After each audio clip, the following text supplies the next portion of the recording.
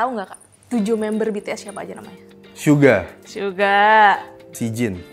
Jin, bener. Goyong. Siapa? Wah, gue nggak tahu lagi. Sorry nih guys. Mungkin pendekatan si salah satu sutradaranya yang dari Korea itu dia membawa sistem kerja yang biasa dia terapin di sana Di Korea sama di di Indonesia Indonesia. dan cukup berbeda gitu. Misalkan kita ngebangun emosi, ada eskalasi emosinya gitu ya, dari 0 sampai 100. Nah terkadang ya kita take-nya tuh memang dari awal 0 sampai 100 gitu. Jadi di take aja gitu terus. Nah kalau mereka tuh kadang-kadang ya udah pindah shot, berarti kita harus mulai dari yang 85 gitu. Atau tiba-tiba harus dari yang 35%. Halo guys, balik lagi di Bincang Bintang. Kali ini bareng aku Tasya, kita kedatangan aktor ganteng, senior, Waduh. filmnya banyak, apalagi ada Karyo Dewanto, welcome Tablet Bintang. Hai Tasya, hai Tablet Bintang. Halo Kak, apa kabar? Baik, apa kabar Tasya? Baik, alhamdulillah. Sibuk apa Karyo? Sekarang lagi sibuk promo-promo aja ya. Sebelum ini berarti kita, kamu ada di tempat lain ya? Iya. tadi Ini dari tempat kedua berarti hari ini? tempat kedua. Yes. Di luar kamu sibuk syuting, kira-kira yang hektik banget kehidupan Karyo tuh apa? Menjadi bapak sih. Iya, bener. Jadi bapak. Nah kan Karyo punya bisnis kopi tuh sama Kak Chico Jericho kan di luar entertainment gitu. Nah kira-kira pengen melebarkan bisnis kopi Karyo itu kemana lagi? Iya, selain filosofi kopi, ada juga Tuan Tanah yang aku sama istri aku. Ya paling kita lagi mencari kemungkinan kesempatan untuk kita ekspansi aja sih. Ya entah itu di Jakarta, entah itu di luar kota. Ya. Kan sekarang orang-orang banyak yang lagi hype-hype-nya matcha Kak. Kamu kepikiran nggak apa gue buka bisnis matcha ya? Gitu. Atau udah tetap kopi aja? Kayaknya stick di kopi aja. Ya kalaupun ada matcha mungkin tambahan menu aja kali. Oh, jadi nggak spesial matcha yang matcha, bikin iya. sendiri gitu. Nah, karena kamu punya bisnis kopi itu ngaruh nggak sih Kak? Kan kamu katanya sehari bisa minum kopi 12 kali. Itu efek di kamunya gimana? Ya sekarang juga udah mulai mengurangi sih. Oh, nggak 12 kali. Nah, itu sebenarnya karena dulu sempat diminta jadi juri, terus karena jadi juri kan harus nyobain kopinya banyak gitu kan. Ya sekarang minum kopi secukupnya aja. Karena suka kopi jadi kepikiran bisnis kopi atau memang ya udah deh bikin bisnis kopi aja tanpa Karyo memang suka kopi gitu. Dulu sih sebenarnya awalnya karena film filosofi kopi ya. Maksudnya ya jujur dari situ, terus ya mulai berkembang, terus mulai masuk ke dunia kopinya sendiri, terus akhirnya bikin brand sendiri sama Kak istriku. Chico. Sama Iya, Tuan Tanah. gitu. Terus ya udah ya sampai sekarang. Kalau kopi favorit Kak Chico paling suka apa? Kak Chico apa Karyo nih? Oh ya Karyo, salah. Jadi mikir Chico Jericho. Karyo apa? Kopi hitam aja sih, kopi ya black coffee. Kamu Kalau minum kopi nggak? Aku minum, tapi yang creamy banget. Oh gitu. Yang kayaknya nggak bisa, yang strong dikit tuh udah langsung deg-degan pusing gitu. Tapi aku juga harian minumnya kopi susu sih. Kalau kopi hitam itu ya, kamu deg-degan nggak Kak? Apa nggak juga sih? Nggak juga sih, nggak juga. Biasanya pagi-pagi minum kopi hitam. Tapi kalau udah siang, sore. Berarti sekarang udah ngopi? Udah keberapa kali? Udah ketiga kali. 3 kali baru jam 11. 2 deh. Tadi dikasih 1 ya? Iya, berarti tadi di rumah 1 sama di 1. Nah, Karyo juga bilang lagi sibuk sekarang main sama anak, sama keluarga gitu. Yang paling Karyo suka banget main sama anak kalau misalkan lagi di luar syuting tuh apa? Ya karena ini lagi masa pertumbuhan dia gitu ya, dan selalu Lagi gemes-gemesnya berubah-ubah. gitu. Iya, dan ya saya dan istri sebagai orang tua ya kita mencoba untuk mengarahkan dia atau mengenalkan dia ke banyak hal gitu. Dan setiap saya punya waktu yang misalkan lagi nggak syuting ya pasti saya nemenin dia, entah itu les, entah itu dia keluar main di luar. Dan paling sering sih sebenarnya nemenin les sih, karena dia kegiatannya cukup banyak, ada menggambar, terus ada Sibuk les nyanyi, ada gimnastik. Jadi ya udah nungguin dia les aja, ngelihat perkembangan dia karena kan kalau memang dia ternyata sebenarnya nggak tertarik ya secepatnya saya harus nyari kira-kira apa ya yang penggantinya. Gitu. Tapi so far dari semua kegiatannya anak Karyo tertarik kayak gimnastik, gambar, So atau far ada tertarik. atau ada aku udah bosen deh Pak, ini aku mau nyoba yang lain gitu. Enggak, biasanya dia kayak ada caranya sendiri untuk menunjukkan bahwa dia Udah jenuh gitu ya? jenuh atau nggak ada ketertarikan sama hal tersebut gitu. Kayak dulu balet, ya dengan sendirinya dia kelihatan lah nggak bersemangat untuk latihannya. Terus les piano, sering juga tuh kayak ngantuk di kelas, pura-pura tidur gitu. Bahwa ya mungkin itu bentuk dari memang dia nggak tertarik aja sama bidang itu kan. Oh, berarti kamu sama Kak Atika yang bisa menyimpulkan sendiri, oh dia kayaknya udah nggak suka nih gitu. Iya.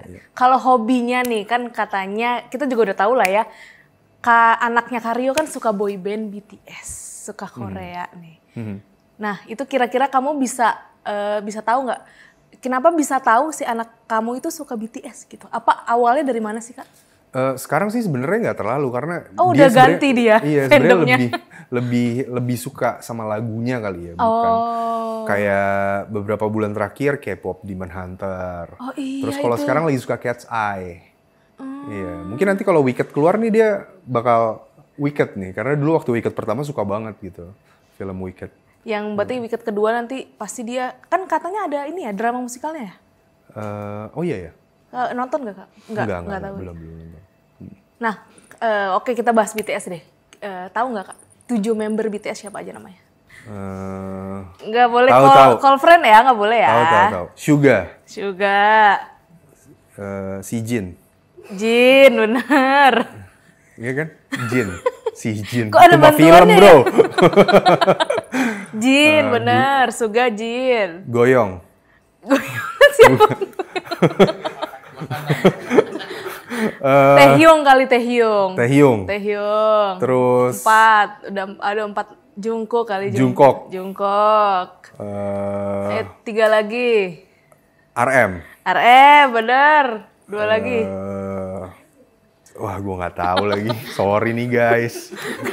Yang tahu komen ya guys, 2 lagi nih. Guys. Kira-kira Karyo belum menyebutin 2 lagi membernya apa aja, kalian bisa komen. Nah, kan tahu lagu-lagunya. Yang Karyo tahu lagu BTS tuh yang Karyo suka tuh apa judulnya? Iya, sebenarnya. Lo jangan nanya itu ke gue dong. Gue nggak hafal lagi. Oke. Kita Buttercup. Ada butter. Kayaknya Buttercupnya nggak ada cupnya ya. Kayaknya kayak kamu suka ngeliat anak kamu nari aja, lagunya ini judulnya nggak tahu ya. Judulnya nggak tahu. Nggak apa-apa guys. Oke, fun fact-nya nih, ternyata Kak Rio Dewanto hobi belanja. Jadi lebih hobi kamu dibanding Kak Atika. Iya, dulu. Tapi sekarang udah mengurangi itu. Ini karena direkam kali. Enggak beneran. Sekarang udah dibatasin banget karena setelah mereview banyak barang-barang yang dibeli, kok ternyata nggak penting juga ya. Beli impulsif ini ya jadi kamu ya Kak. Iya. Barang yang paling impulsif yang kamu beli sampai sekarang tuh sangat menyesal dan mau dijual apa enggaknya tuh masih ragu tuh apa? Lumayan banyak sih, kayak let's say fashion item gitu yang sebenarnya juga nggak kepake amat gitu. Itu aja baju gue yang pakai gitu ya. Yang gue pakai akhirnya itu aja. Bagi kalau syuting ya baju properti yang ada gitu. Iya. Kalau promo kaos promo. Paling pakai jaket sendiri ya kan. Iya. Barang yang diomelin istri yang kamu beli apa Kak? Ada nggak? Saking banyaknya banyak lagi yang diomelin. Ini kayak sendal-sendal gak penting gitu loh, yang sendal bentuknya jari gitu, bentuknya kaki kan gak penting ya. Tapi kalau otomotif gitu kamu kayak mobil, motor gitu memang kamu orangnya impulsif atau memang kamu pengen beli ini dan butuh gitu? Kamu ke otomotif gak Kak orangnya? Sempet tuh ada masanya gitu kayak impulsif dalam ya itu entah itu motor, mobil, tapi akhirnya nggak kepake juga, udahlah mending dijual aja udah. Untuk diinvestasiin ke hal lain aja. Yang ya barang-barang receh lah so far yang kamu beli yang dimarahin ya gitu. Terus kalau udah dimarahin nih, jadi gue diam-diam belinya biar nggak ketahuan istri gue gitu. Enggak. Sekarang akhirnya karena sadar kita bikin account ininya kita berdua aja, jadi bisa aksesnya berdua gitu. Oh jadi tahu ya? Jadi saling tahu. Iya. Ini transaksinya Karyo beli apa-apa. Iya. Itu permintaan kalian berdua sepakat atau Kak Atika yang udah deh kita bikin akun aja berdua biar kamu kita sepakati berdua aja. Gitu. Mungkin itu salah satu bentuk cara untuk mengurangi dan dan membatasi yang supaya nggak impulsif Jadi lagi. kalau nggak ada akun itu, kamu nggak bisa berhenti. Iya, takutnya. Jadi kayak, aduh, Karena sekarang kan misalkan lihat ada promo apa dikit kayak iya wah benar-benar. pengen beli nih, terus langsung masuk keranjang, check out gitu kan. Biasanya kamu kalau di sosmed kan misalkan kamu lagi ngomongin apa, tiba-tiba suggest-nya tuh muncul gitu. Iya, algoritmanya langsung Iya mengarah kan? ke sana kan. Cuma Iya. ngomongin doang Kayak kayak, sekarang nggak cuma diomongin deh, kita pikirin aja juga udah mulai iya keluar kan, tuh. serem ya. Serem memang. Jadi kayak kita pengen nyari sepatu ini, padahal cuma dipikir doang, Iya, terus tiba-tiba ada kan? muncul kan. Aneh kan? Sepatu, ini sepatu yang gue mau lagi Iya. gitu. Udah bahaya guys sekarang. Nah, di luar kesibukan syuting nih, family time versi keluarga Dewanto tuh apa? Ya sebisa mungkin sih pengennya tiap beberapa bulan sekali kita ada outdoor activity gitu, entah itu ke pantai, entah itu ke Seru banget. iya, tapi ya terkadang kan bertabrakan juga dengan Jadwal syuting jadwal ya. syuting, terus tiba-tiba nggak pas sama waktu libur sekolah anak gue gitu. Jadi ya, tapi pengennya sih idealnya seperti itu gitu. Tapi Kak Atika sekarang masih aktif nggak Kak di dunia acting? Apa sekarang lagi full ngurus anak Karyo? Masih. Ini filmnya lagi tayang sekarang. Kalau activity tadi kan Karyo bilang di outdoor di pantai nih, yang paling memorable banget bertiga itu liburan kemana? Kemana ya? Kayak kita ngeliat di Instagram juga foto-fotonya banyak sih. Kamu kan suka mengabadikan foto banget ya kan? Enggak. Kayak ngeliat, ada foto anak istri doang, Karyonya nggak ada. Iya. Yang penting ada anak istri gue aja deh yang foto. Iya, soalnya kayak album foto aja gitu aku. Supaya kalau mau ngeliat lagi kan gampang. Iya. Kemana ya? Tahun lalu sih bisa umroh bareng sama istri Masya Allah. anak. Iya. Itu pertama kali kalian Pertama umroh kalinya, bertiga? bertiga. Kira-kira nih versi keluarga Dewanto buat tablet bintang, sobat bintang di rumah. Rekomendasi dong ke liburan yang kira-kira pas deh buat liburan sama-sama kita. Ada nggak? Kayak kalian harus kesini. Sebenarnya kita pengen sih ke sana bareng tapi belum kesampaian aja. Kayak pengen ke Komodo bareng sama anak dan ke Sumba pengen banget ya. Jadi anak Karyo juga penyuka air-air juga sama ya? Sangat dia suka banget. Dia suka banget laut ya. Jadi Kak Tika juga? Ketika juga. Oh jadi kalian kan kompak ya, mau diajak diving juga oke, diajak apa. Cuma kalau misalkan ke gunung gitu, pernah nggak Kak nyoba? Kita coba yuk Pengen trekking gitu. Pengen juga, tapi udah direncanakan sih pengen camping gitu ada salah satu gunung, nggak terlalu jauh juga, cuman belum Belum kesampaian aja terrealisasi. Iya. Oke, kita doain ke Komodo dulu ya guys, Karyo sama Kak Tika sama anaknya. Amin guys. Amin. Lanjut kita ke promo. Tadi kita udah ngobrol-ngobrol seputar kehidupan pribadi Karyo. Nah kali ini Karyo datang untuk promo Keadilan The Verdict. Nah sekarang kita mau tahu nih proyek terbaru Karyo berjudul Keadilan The Verdict itu bercerita tentang apa? Mungkin banyak yang belum tahu sobat bintang nih di rumah. Oke, iya film ini film kolaborasi Indonesia-Korea, sutradaranya juga dari sana.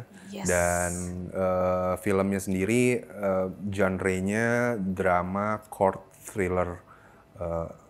courtroom thriller. Menceritakan tentang ada seorang pengacara yang biasa menangani berbagai macam kasus di Indonesia, kemudian selalu berhasil menangani kasus-kasus tersebut, kemudian ada dari satu point of view seorang penjaga atau satpam pengadilan yang sering menyaksikan bagaimana persidangan itu berjalan, entah itu ada kecurangan atau ada hal yang adil. Nah, kemudian dia merasakan hal kecurangan atau ketidakadilan dalam kehidupan dia, sehingga dia harus memperjuangkan itu. Kurang lebih seperti itu. Nah di sini Karyo berperannya sebagai Sebagai si satpam pengadilan. penjaganya itu, Penjaga yang itu. sehari-hari melihat ini tuh pengadilan itu seperti apa. Iya. Gitu.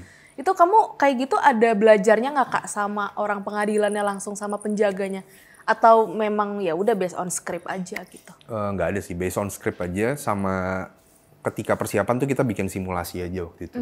Ya, simulasi kayak seolah-olah memang ada udah ada tempat duduk jaksa, hakim dan lain-lainnya, kemudian supaya lebih Jadi kayak JR gitu ya.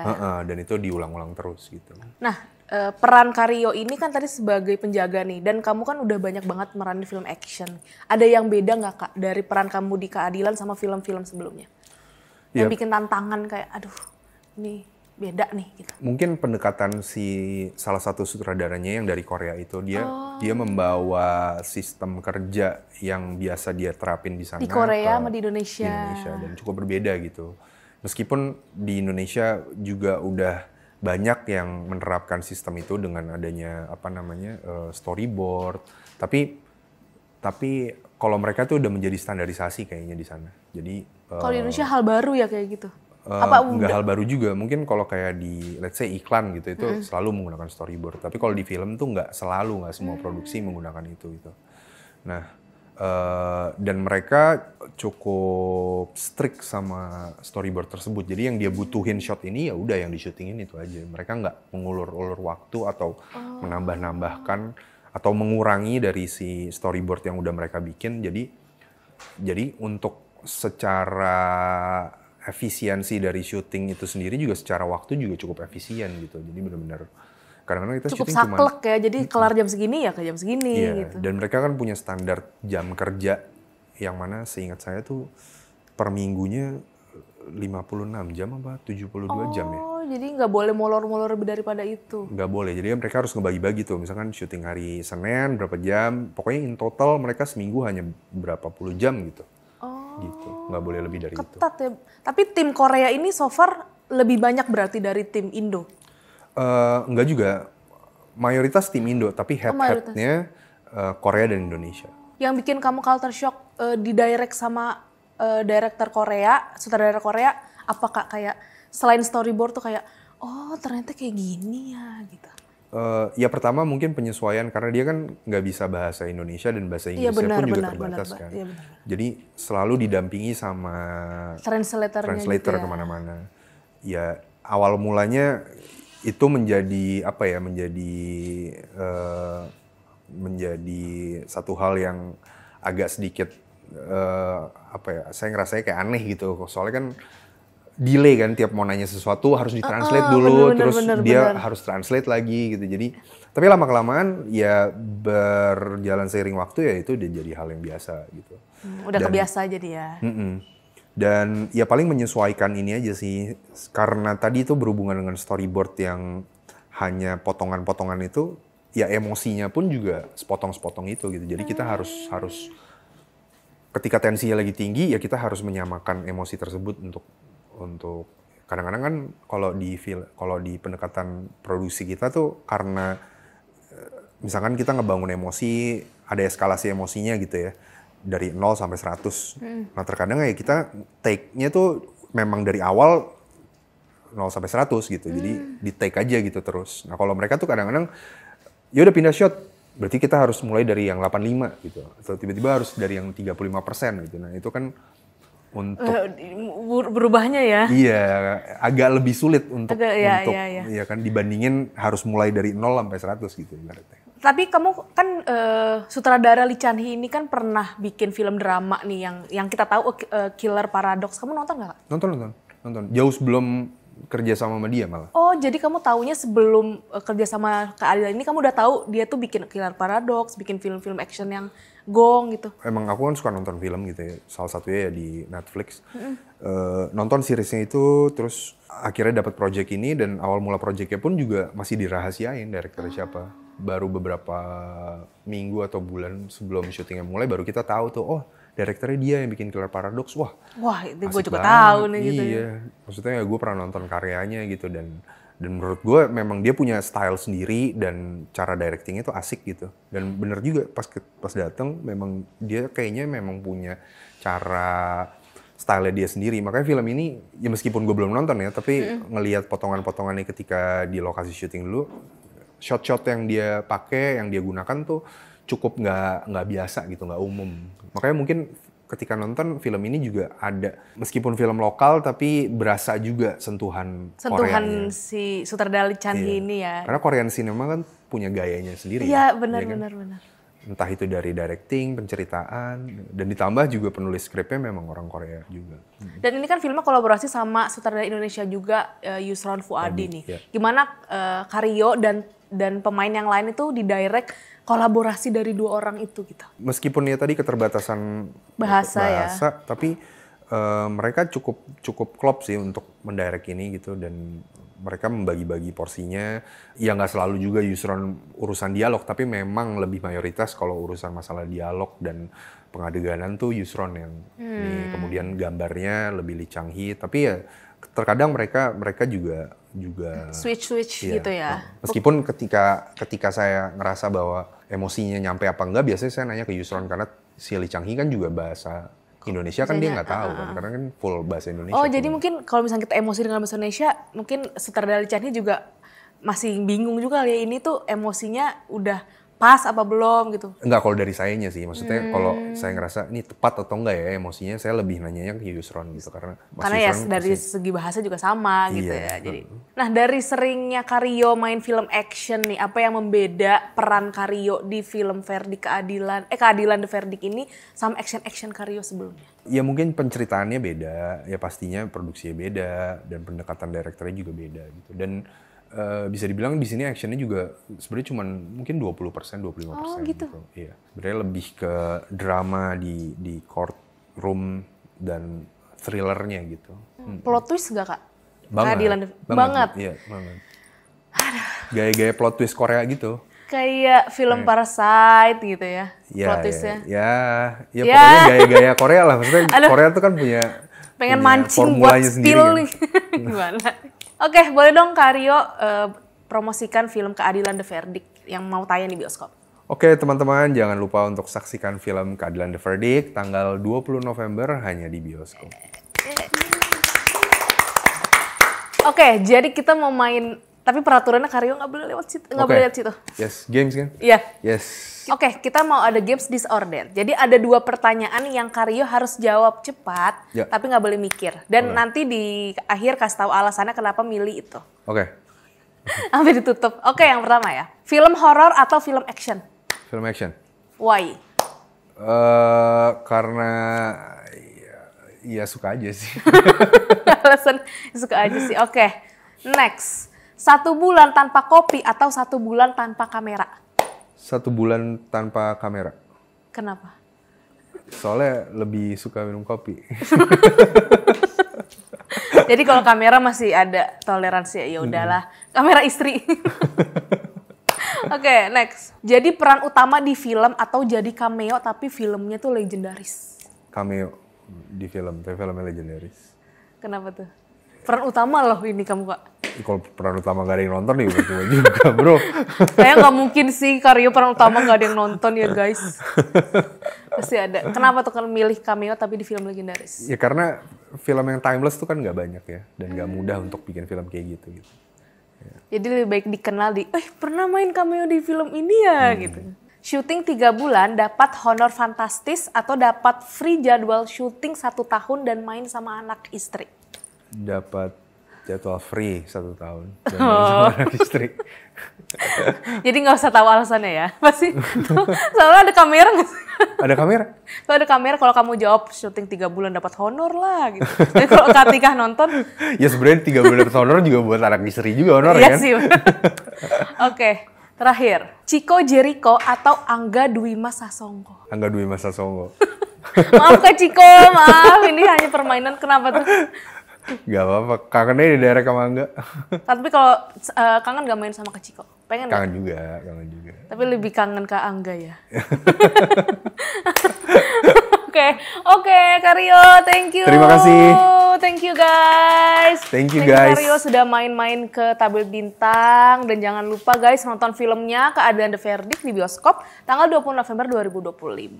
Ada Karyo, ada Kariza Rahadian, ada siapa lagi Kak? Ada Nika Nanjani, ada Elang El Gibran, ada Rafli, ada Diani Tami, ada Tubagus Ali, ada siapa lagi ya? Banyak banget. Indra Pacik, ada Bizael, Tanah Saleh, ada Rangga Natra. Wah, rame banget pokoknya, guys. Jangan lupa nonton di bioskop tanggal 20 November. Jangan lupa juga nonton ngobrol-ngobrol kita sama Karyo Dewanto di Bincang Bintang yang tayang di YouTube. Jangan lupa komen, like, and subscribe. Sampai ketemu di Bincang Bintang selanjutnya. Bye. Bye.